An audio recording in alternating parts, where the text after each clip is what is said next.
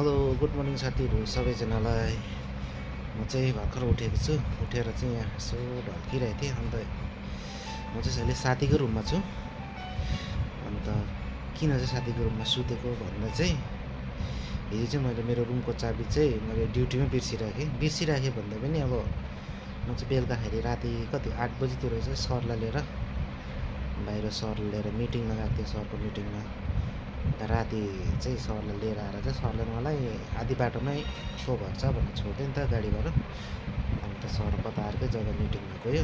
Meeting अब त्यहाँबाट म चाहिँ त्यहीँबाट सिधै घर आएँ। ब्यागमा चाबी चाहिँ थियो मेरो होइन, ब्याग चाहिँ मैले त्यहीँ छोडेँ। मैले सोचेँ अब भोलि लिएर जान्छु भनेर। चाबी चाहिँ मेरो रुमको चाबी चाहिँ त्यो ब्यागमा छ भनेर चाहिँ अब मेरो दिमागमै आएन नि त।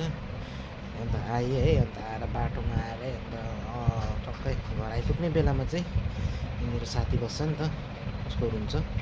त्यहाँ आइपुगेर चाहिँ मलाई थाहा भयो कि मेरो चाबी त छैन घरमा। अन्त के गर्नु पऱ्यो, तर मेरो कलमी साथीको सुतिरहेको छु हो। मेरो साथी चाहिँ यहाँ छ, ऊ पनि उठेर फोन हेर्दैछ है। म चाहिँ यता भिडियो बनाएको है। ल अब चाहिँ उठेँ, कति बज्यो अहिले तपाईँको 8:26 भएछ हो। अब उठेर फेरि ड्युटी जानुपर्छ। हिजोकै लुगा लगाएर जानुपर्छ अझै त। ल बाई सबैजनालाई।